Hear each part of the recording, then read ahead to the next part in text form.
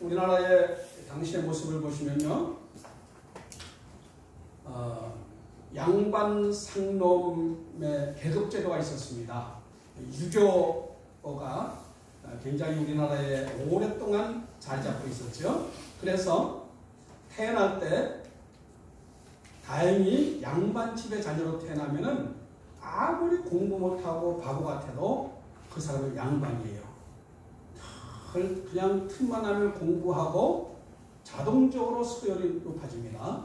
그런데 제가 그랬을 것 같은데, 태어나서 내가 아무리 똑똑하고 잘나봐야 상놈의 집에 태어나면은 상놈이에요. 공부도 못하고 그냥 막노동하고 남의 집 머슴살이하고 그렇게 살아야 되는 거죠.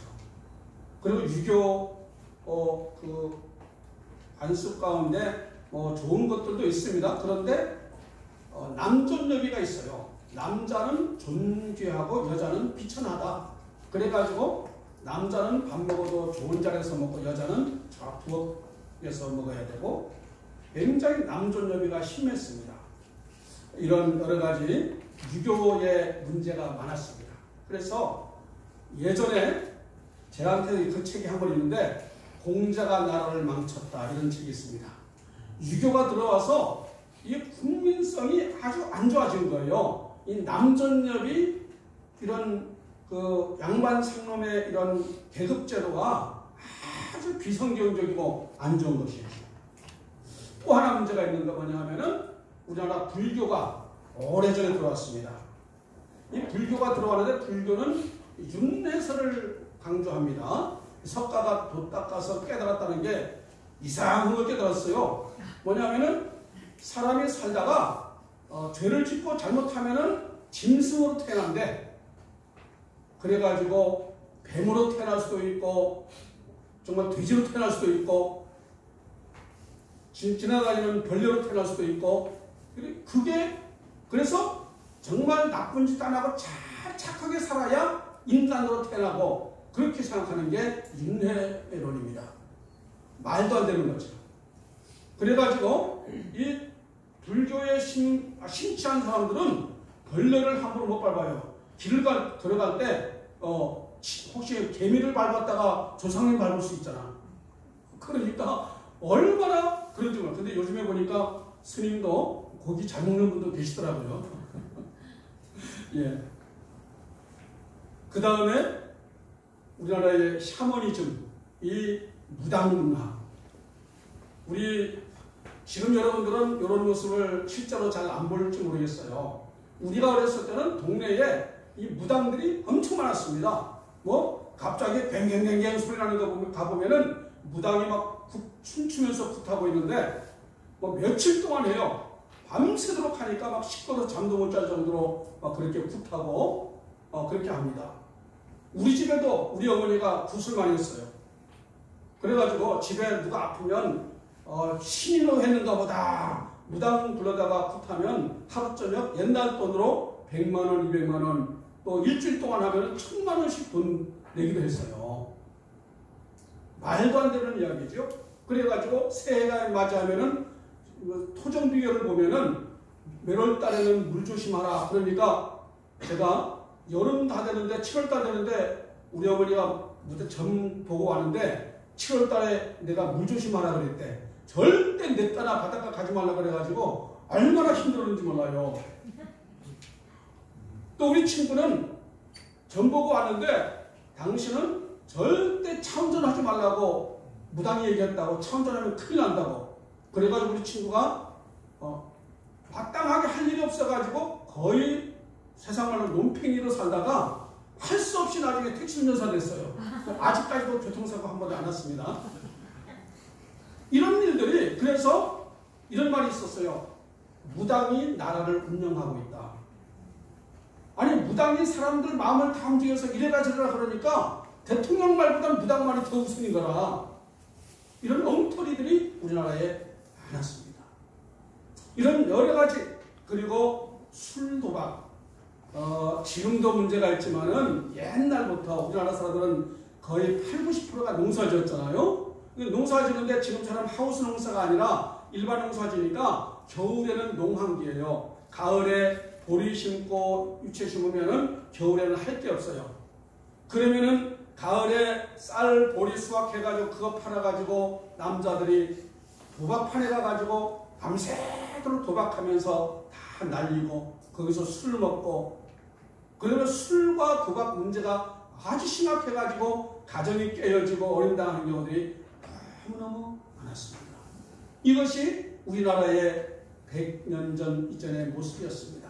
물론 그것이 나중까지도 많이 흘러왔습니다만은, 그 다음에 또 하나 문제는 세종대왕이 한글을 만들었죠. 여기서 한글 못 읽는 사람 없지요. 그런데 100년 전 이때는 우리나라에 한글 읽을 줄 아는 사람이 별로 없었어요. 많지 않았습니다. 세종대왕이 한글을 만들었지만은 활용을 못하는 거예요. 그 당시에도 한자, 중국 그 한자를 공부하고 한자를 사용해야 된다고 생각하지 한글을 배워야 된다고 상상을 하지 않았어요. 그런데 137년에 선교사가 언더우드 선교사, 아펜젤러 선교사가 한국에 선교사하러 올 때에 그 이전에 하나님 믿는 사람이 조금 생겼어요. 왜냐하면은 우리나라의 그 남북이 하나가 됐을 때니까 그 북한, 신의주 북한 쪽에 있는 사람들이 만주에 장사하러 여러 가지 산에 가서 그 산야초 같은 것이라든지 이런 것들을 따다가 만주에 장사를 갔어요. 그 당시는 대원군, 우리나라의 대원군이 통치할 때니까 세국 정책 때문에 선교사가 한국에 못 들어왔어요. 그러다 보니까 선교사님들이 만주에서 복음 전했어요. 만주는 그래도 중국은 그나마 자유스러우니까. 그런데 이 조선 땅에서 만주로 장사를 간 사람들이 있었어요. 그 사람들한테 복음을 전했는데 예수님 얘기했다가 발각되면 또 큰일 나니까 예수님 얘기를 함부로 못했어요. 그러면서도 그 한국 살아온 사람한테 내가 당신한테 장사하는 것보다 월급을 더 많이 줄 테니까 나에게 한글을 가르쳐 주세요. 그렇게 했대요. 그래가지고 장사하는 사람은 그래도 또 이웃나라 국경을 넘나든 사람이니까 그나마 좀 한글 좀 아는 사람들이니까 그 사람한테 한글을 배웠는데, 그래서 이 선교사가 한국의 사람들 몇 사람을 데려다가 그 사람한테 월급을 잘 주면서 한글을 배우는데 함께 살면서 하다 보니까 이 선교사님이 인격에 감동돼가지고 당신이 하나님 믿는다는데 내가 하나님 믿고 싶소. 그러면은 당신 하나님 믿는다고 발각되면은 그 대원군이 당신 죽일 수도 있고 감옥에 보낼 수도 있는데 그래도 믿겠소? 그래도 당신이 믿는 하나님이라면 내가 믿고 싶소.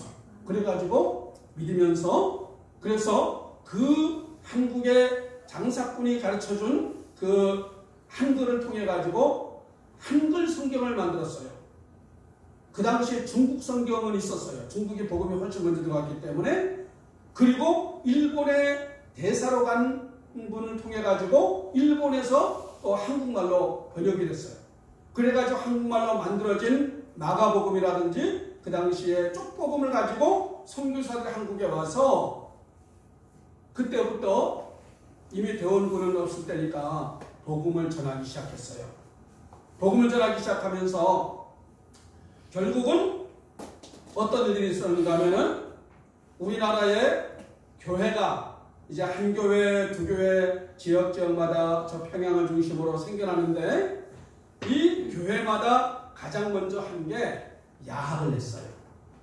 야학을 통해 가지고 한글을 가르쳤어요. 한글 가르쳤는데 책이 없잖아요. 그러니까 성경, 한글 성경 마가복음을 가지고 한글을 가르치다 보니까 예수님 믿으려고 한 것이 아니라 한글을 배우고 싶어서 교회를 갔어요. 그 당시 290교회, 제가 자료를 조사해 보니까 290교회 중에 200교회가 야학을 했어요. 그래가지고 나이 드신 분들, 젊은 사람들, 그 당시에는 대부분 학교를 못 다니니까 교회에 와가지고 성경을 통해서 한글을 배우기 시작했어요. 그 중에 어린아이가 똑똑해가지고 이런 아이들은 선교사님들이 미국으로 보내서 공부를 시켰어요. 그런 분 중에 이승만 대통령, 연세대 총장 백낙준 박사, 이런 김한남 박사, 이런 우리나라의 큰 거물들이 약을 통해서 교회에서 한글 공부하다가 선교사로 가서 미국의 훌륭한 사람들이 되어서 한국에 와서 우리나라의 지도자가 됐어요. 이런 일들이 일어나면서 우리나라가 급격하게 봉건주의, 유교, 불교 이것이 다 점점 쇠퇴하기 시작하면서 정말 500년 이상 되었던 정말 500년에 1500년 이상 되었던 유교나 불교들이 기독교 100년밖에 안 된 기독교에 밀리기 시작했습니다. 이것이 우리나라가 급격하게 달라진 그런 계기가 된 것입니다. 놀랍지요? 그래서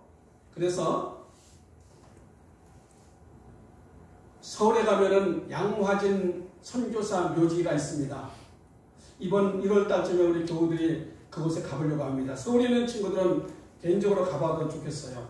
저는 몇 번 가봤는데 그 양화진 선교사 묘지에 딱 들어서면은 거기에 묘지가 한 150 몇 명의 묘지가 있고요. 거기에 어린 애들이 묘지가 한 50개가 있기도 해요. 선교사 자녀들이 죽어서. 그런데 거기 한 건물이 있는데 건물에 딱 들어서면은 영상으로 쫙 나타나는 게 바로 하나님이 조선을 이처럼 사랑하사, 이 자막이 딱 나오는데 감동이 딱 되면서 가슴이 찡하고 눈물이 날 수밖에 없는 그런 모습을 보게 됐어요.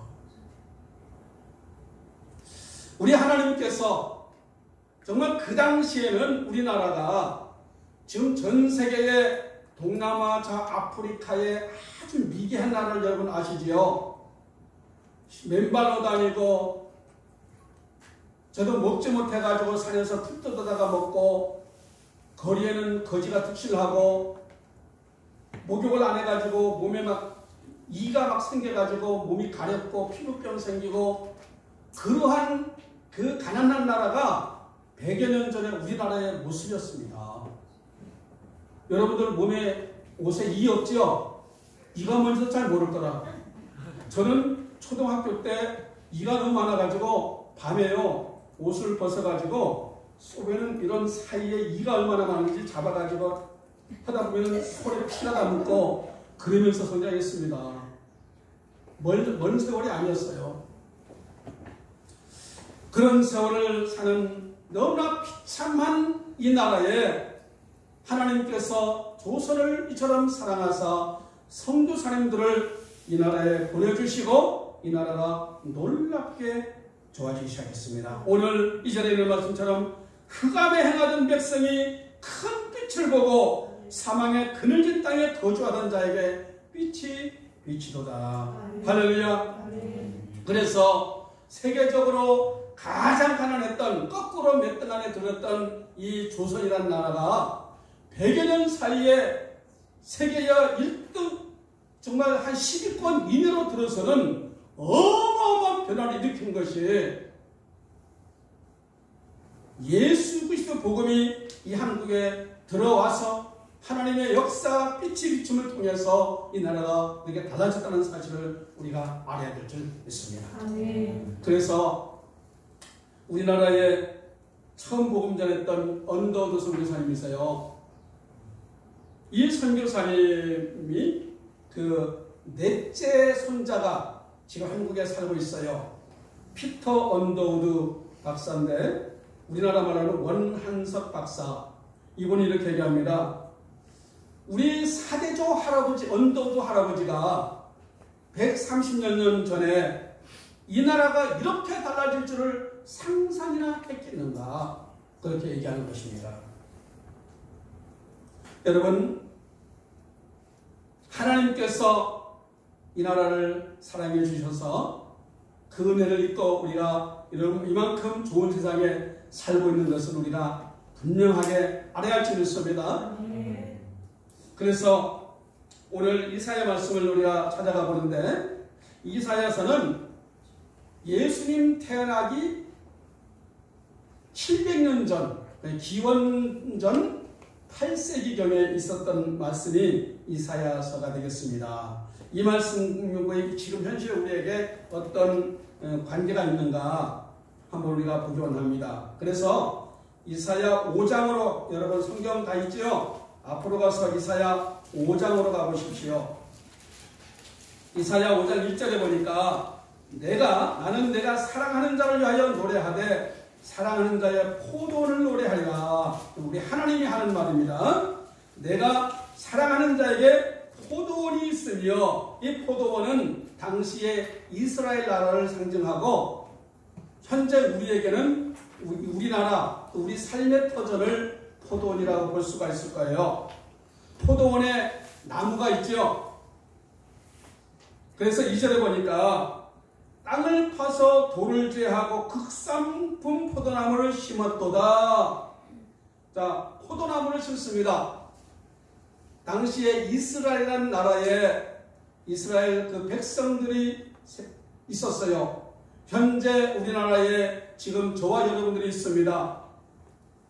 극상품 포도나무라고 말씀하고 있어요. 좋은 나무를 심었어요. 원래. 그러면서 돌을 제거하고 망대를 세웠다. 돌은 정말 그 농사에 방해되는 게 돌이잖아요. 당시 이스라엘 백성들은 이웃나라 애굽의 노예였어요. 거기에서 구출했어요. 또 그 당시에 이스라엘 백성들 미디안 또 아수르 바벨론 이웃나라가 막 쳐들어오고 그렇게 할 때에 하나님께서 그들을 막고 보호해 주셨어요. 그들의 거치는 돌을 막아주셨어요. 그들의 우상 섬기고 하는 것을 다 걷어내 주셨어요. 그래서 돌을 제거하고 망대를 세우고 술틀을 팠었도다. 그래서 우리에게 풍성한 수확을 통해 가지고 정말 그 먹고 마실 수 있도록 모든 여건을 다 마련해 주었다. 지금 현재 우리나라의 모습은 특히 더 그렇죠. 우리는 얼마나 좋은 여건에 살고 있습니까? 그렇죠? 우리는 정말 살찌기 위해서 노력하는 사람이 이 중에 있나요, 혹시? 다 어떻게 하면 살 뺄까 거기에 관심이 있는 것 같아요. 가끔 한 사람, 살 빼기 위해서 노력한 사람이 정말 가뭄에 콩나듯 가끔 한 사람이 있을 정도 하지만은 다 살 빼기 위해서 노력하고 너무나 살기 좋은 여건 가운데 우리가 모든 복지를 누리면서 그렇게 살고 있습니다. 그런데 당시에 정말 이스라엘 백성들도 너무나 좋은 여건 가운데 그렇게 살고 있는 상황 속인데 그래서 그들에게 극상품 포도나무 좋은 포도나무다 그렇게 했는데 하나님께서 좋은 포도나무 심었는데 나중에 보니까 들포도 열매를 맺었다. 들포도는 열매는 아주 작고 쓰고 먹지 못할 그런 열매예요. 하나님께서 우리에게 너무나 좋은 여건을 가르쳐 주셨는데 우리가 좋은 성도가 되는 것이 아니라 아주 가짜 성도, 하나님을 기쁘게 하는 자가 아니라 하나님의 마음을 아프게 하는 자가 되었다라고 하는 것입니다. 이스라엘 백성들이 하나님을 잘 예배드리고 정직하고 올바르게 살아가야 되는데 뭔가 여유가 있고 살만하니까 인간은 살만하면 죄질 생각을 먼저 해요. 돈이 많다.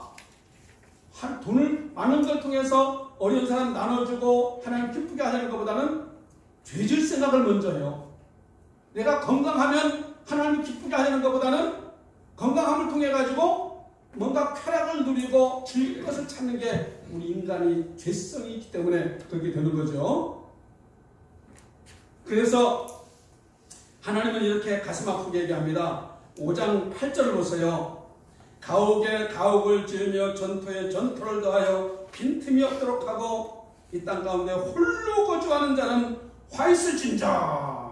무슨 말인가 하면은 야 정말 이 좋은 세상에 내가 더 부자가 되고 싶고 땅을 더 넓히고 싶고 더 좋은 집을 짓고 싶고 그래서 내가 더 즐기고 싶어. 지금은 불만족해.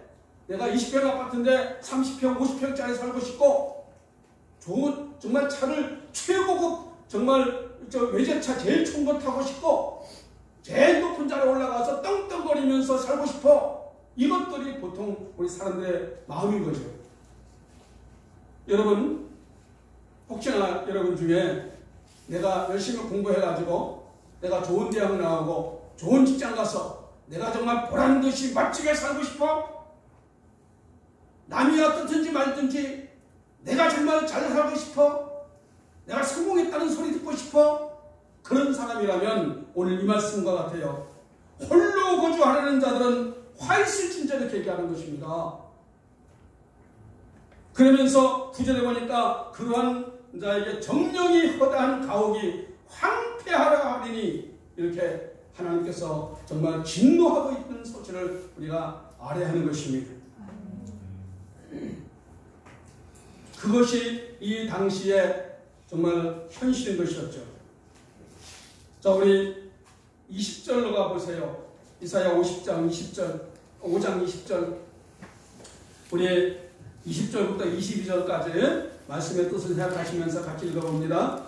악을 선하다 하며 선을 악하다 하며 흑암으로 광명을 삼으며 광명으로 흑암을 삼으며 쓴 것으로 단 것을 삼으며 단 것으로 쓴 것을 삼는 자들은 화 있을진저 스스로 지혜롭다 하며 스스로 명철하다 하는 자들은 화 있을진저 포도주를 마시기에 용감하며 독주를 잘 듣는 자들은 화 있을진저. 얼마나 우리 하나님이 마음이 화나셨으면 이사야 선자를 통해 가지고 내가 너희들이 정말 그렇게 사는 거 보니까 내가 너무 화가 난다. 하나님이 정말 분개하는 모습이 나옵니다.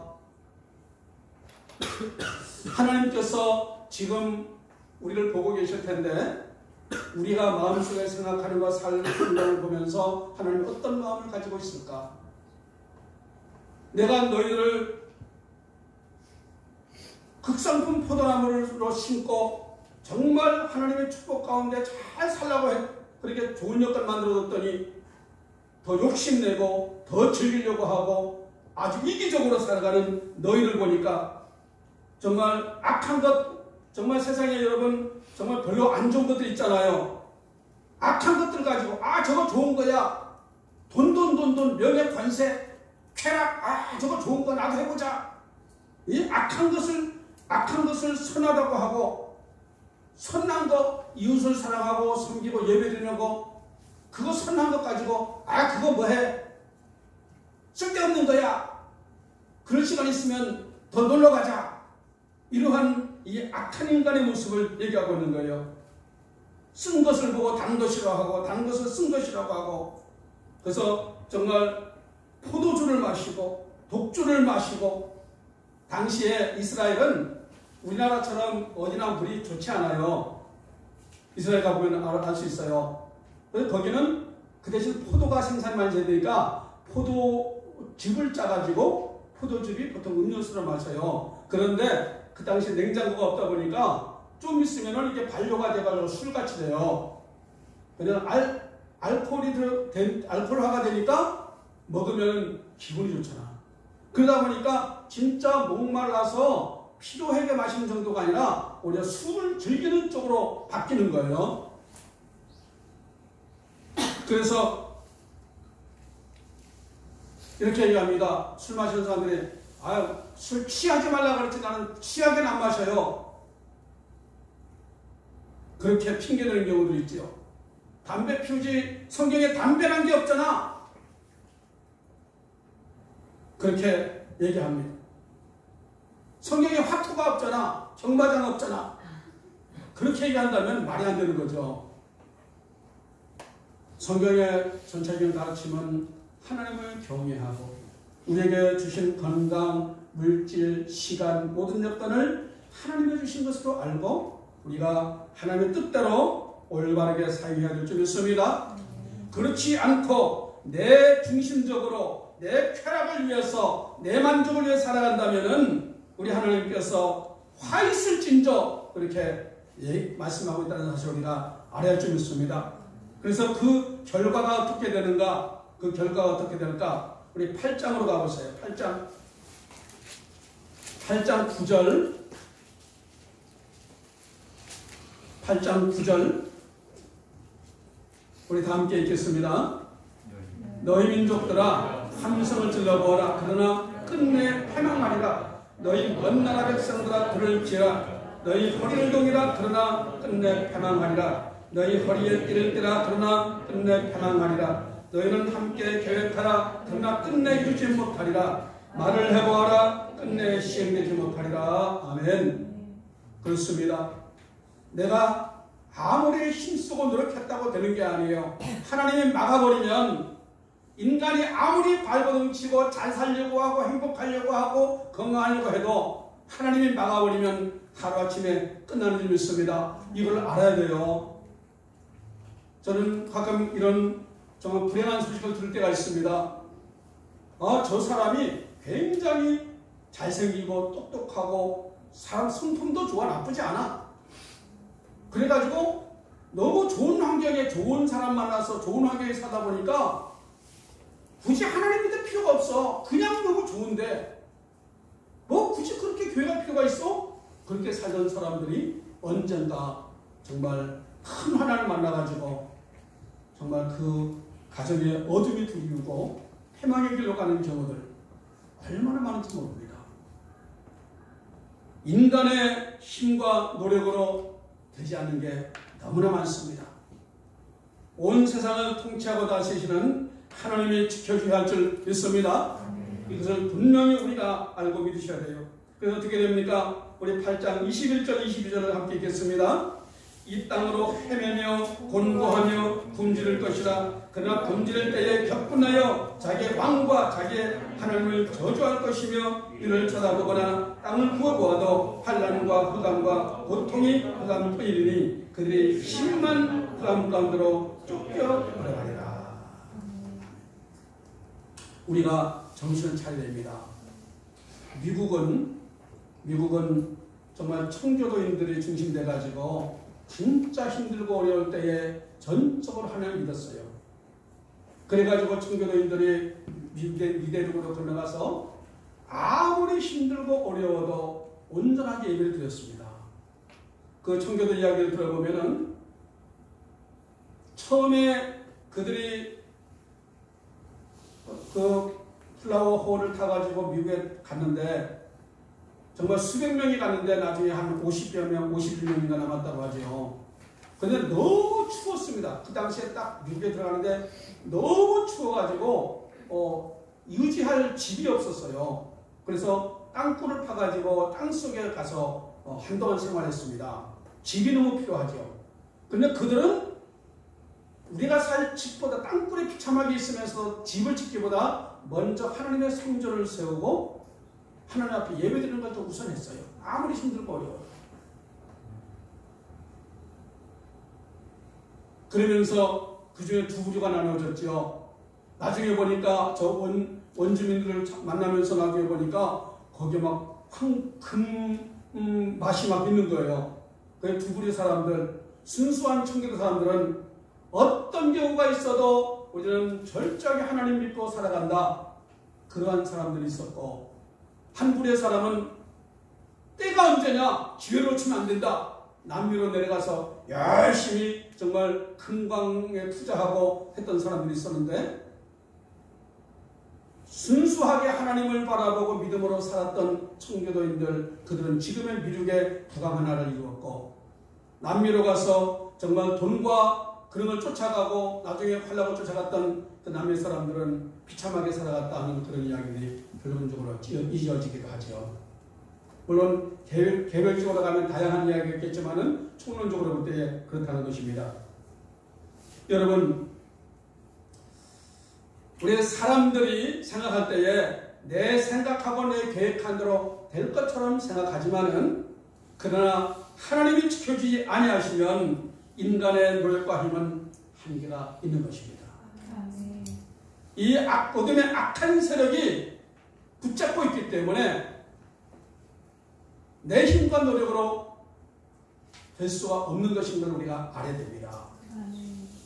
우리나라 정말 복음이 들어오기 전 이 나라가 흑암의 어둠 가운데 있었고 유교와 불교와 샤머니즘과 이런 것 때문에 너무나 어둡고 혼탁했던 이 나라 가운데에 오늘 9장 이전의 말씀처럼 큰 빛이 임했습니다. 선교사님을 통해서 복음이 들어오고 이 복음의 빛이 점점 퍼지기 시작했습니다. 이제 복음이 전해지면서 그 예수님의 빛이 온 땅 곳곳에 스며들기 시작하고 정말 그러한 역사가 우리나라 전체 복음이 전해지고 우리 강정에도 한 장로님을 통해서 복음이 전해지고 저에게도 복음이 전해지고 우리 가정도 또 여러분의 모든 삶 가운데 예수님의 복음이 전해지고 구원의 역사가 나타나는 것입니다. 그래서 우리 하나님의 뜻이 무엇일까 이 시간을 돌이켜봐야 돼요. 하나님의 뜻이 무엇일까? 이 흑암이 가득했던 이 땅에 하나님의 뜻이 무엇이었을까? 9장 3절에 보시면 주께서 이 나라를 창성하게 하시며 그 즐거움을 더하게 하셨으므로 하나님은 우리가 창성하고 늘 행복하고 즐거움을 더할 수 있도록 하는 것이 하나님의 뜻인 줄 믿습니다. 그렇게 살아가는 것이 하나님의 뜻이에요. 다만 그래서 4절에 있습니다. 우리에게 무거운 멍에가 있었어요. 이 마귀가 우리를 억누르는 게 있었습니다. 저도 우리 가정적으로 볼 때에 마귀의 역사가 있었어요. 어둠의 권세가 있었습니다. 여러분의 가정들을 돌아보면, 여러분의 인생을 돌아보면은 뭔가 하나님이 기뻐하지 아니하는 그런 모습들이 있을 것입니다. 그래서 우리의 이 어둠의 그늘이 있는 우리 가정 속에, 이 나라 속에 예수 그리스도의 빛을 비추어서 그 모든 예수님을 통해서 멍에를 거두시고 채찍을 거두시고 압제자의 막대기를 거두셨습니다. 그래서 6절에 한 아기가 우리에게서 낳고 한 아들을 우리에게 주신 바 되었는데, 이 이사야 선지자가 예수님 오시기 700년 전에 어떻게 마태복음의 말씀이 그대로 있는 것이 이렇게 700년 전에 이런 말씀을 쓸 수가 있었을까? 그래서 이사야서는 구약의 복음서라 할 만큼 정말 예수님에 대한 이야기가 얼마나 세세하게 실렸는지 몰라요. 그 예수님 그 어깨에는 정사를 메었고, 이게 아니라 정사를 메었다. 그 말은 한마디로 지도자다. 최고의 지도자, 세상을 다스리시는 지도자로 예수님을 땅에 보내셨어요. 천국 열쇠를 예수님에게 주신 것입니다. 그래서 이 정사를 다스리는 사람, 최고 지도자 누구냐가 굉장히 중요하죠. 그래서 정말 지금 러시아의 푸틴이 지도자가 되니까 얼마나 비참합니까? 벌써 수만 명이 죽고 앞으로 얼마나 많이 죽을지 몰라요. 지도자 한 사람 잘못되면 큰일 나는 겁니다.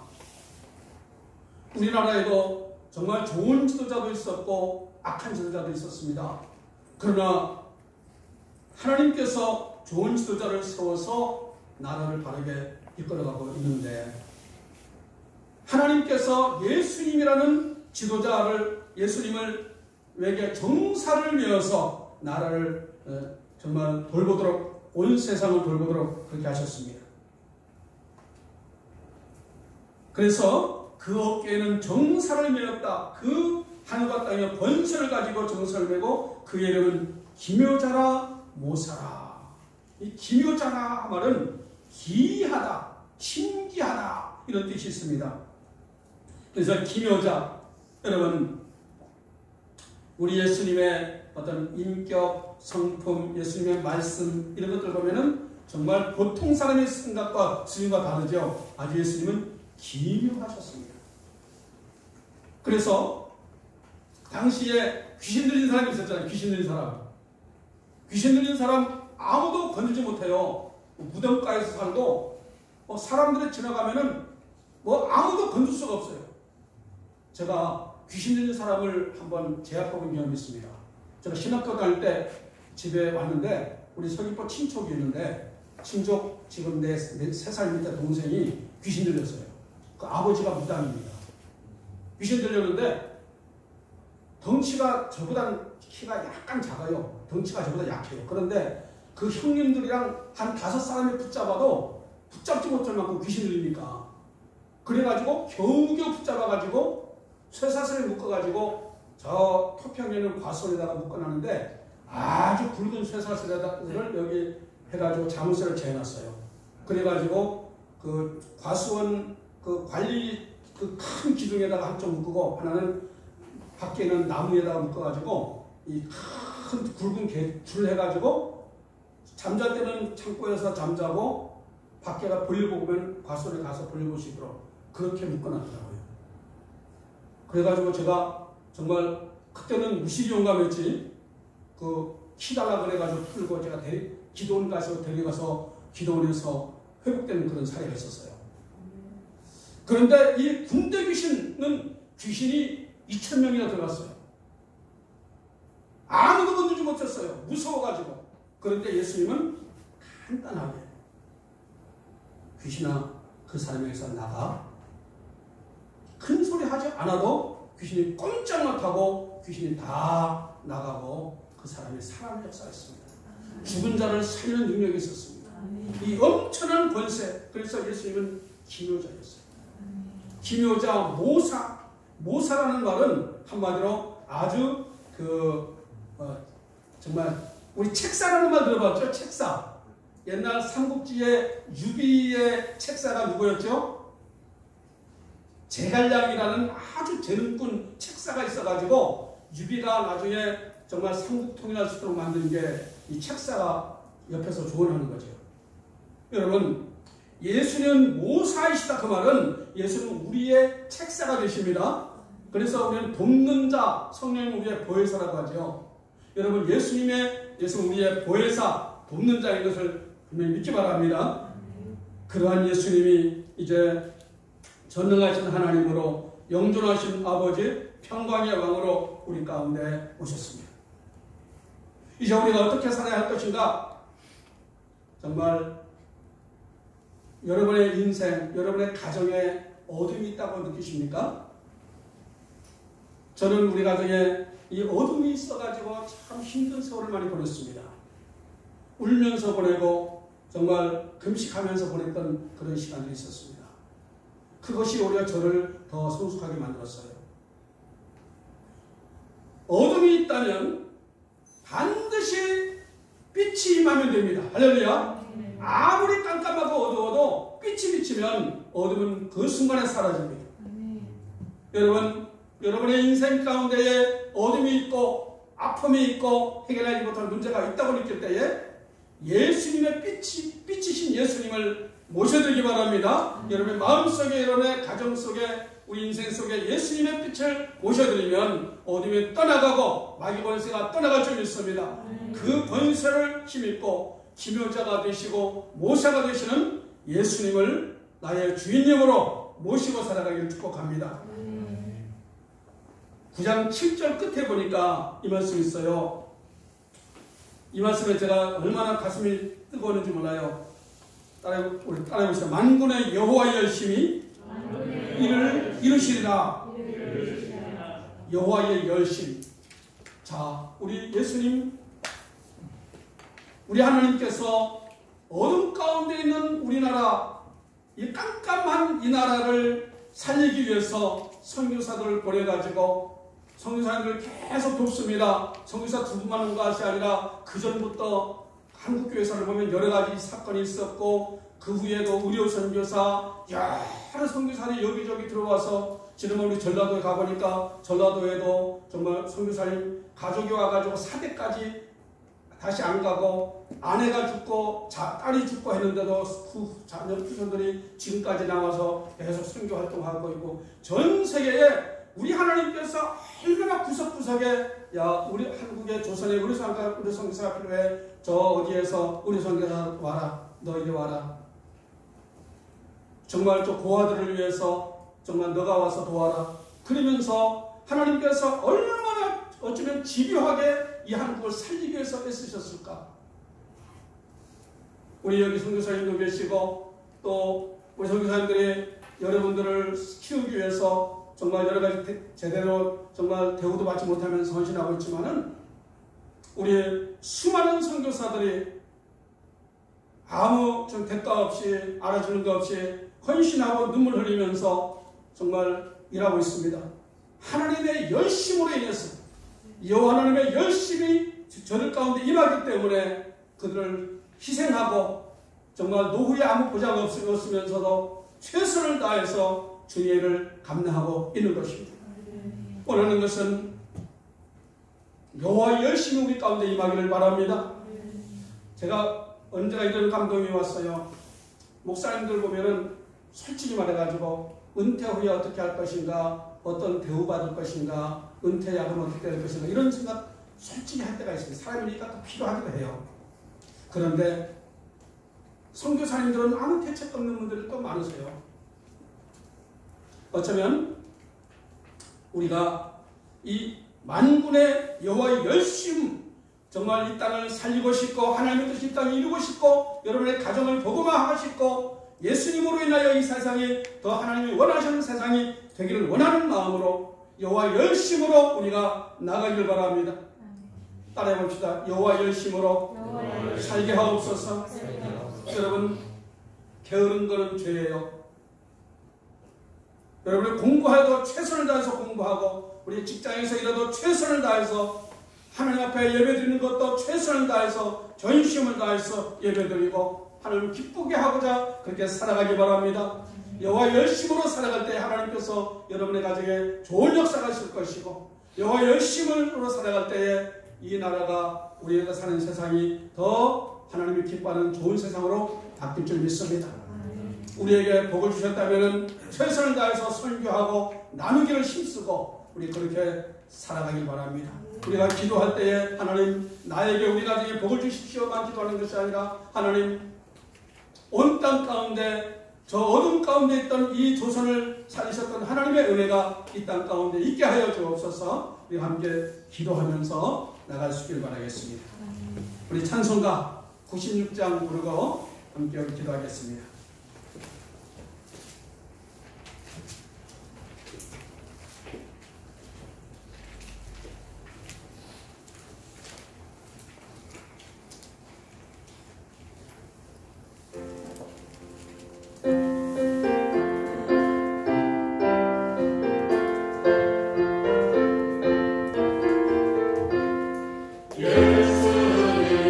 예수님은 누구신가?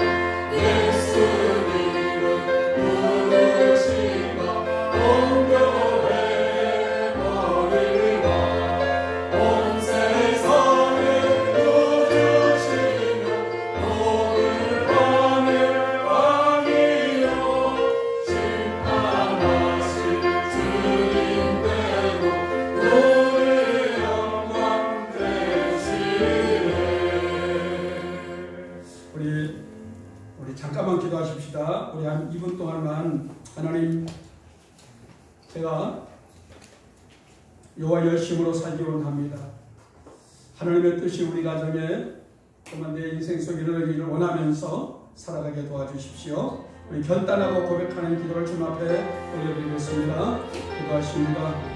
하나님 아버지 감사합니다. 하나님 아버지 축복합니다. 우리 주님께서 사랑해 주시고 인도하여 주시옵소서. 하나님 아버지 기도하여 주시고 살게 도와주십시오. 기도하여 주시고 살아갈 수 있도록 우리 하나님 아버지 살아해 주시고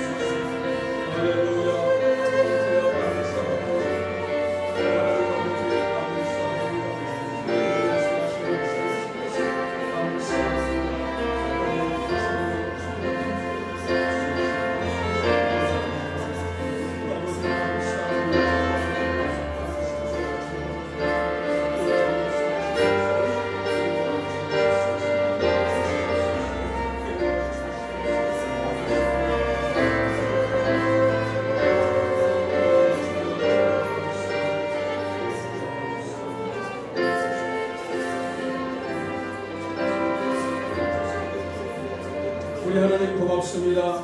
하나님이여, 흑암 가운데 있는 우리의 인생 가운데, 흑암 속에 살아가던 이 민족 가운데 예수님의 빛을 통해서 우리가 소생함을 있게 하심을 감사합니다. 우리의 기묘자가 되시고 우리의 모사가 되시는 전능하신 영원하신 평강의 왕으로 오신 우리 주님의 은혜가 사랑하는 자녀들의 삶 가운데 임하게 도와주시고 저들의 가정 가운데 삶 가운데 모든 흑암의 권세가 예수 그리스도의 빛이 비춰줌으로 말미암아 어둠이 밝아지게 도와주시고 빛 가운데로 나가게 도와주시옵소서. 사랑하는 주의 자녀들의 빛의 사자가 되게 하여 주시고 어둠에 있는 그 환경을 예수의 빛을 비추시는 백성들로 살아갈 수 있도록 은혜락하여 주옵소서. 여호와의 열심히 우리 가운데 임하게 도와주시고 최선을 다해서 공부하고 최선을 다해서 일하고 최선을 다해서 예배드리고 최선을 다해서 이웃을 섬기며 복음을 전하며 살아갈 수 있는 공동체가 되게 하여 주옵소서. 우리 주 예수 그리스도의 이름으로 축복하며 기도하옵나이다. 아멘. 이제는 우리 주 예수 그리스도의 은혜와 전능하신 하나님의 사랑과 성령의 보호하심의 은혜 역사가 예수 그리스도의 큰 빛을 받아 그 빛을 전하며 살기 원하는 주의 모든 백성들 가정과 그들의 인생과 앞길 가운데 이 나라와 열방 가운데에 영원토록 함께 하실지어다. 아멘.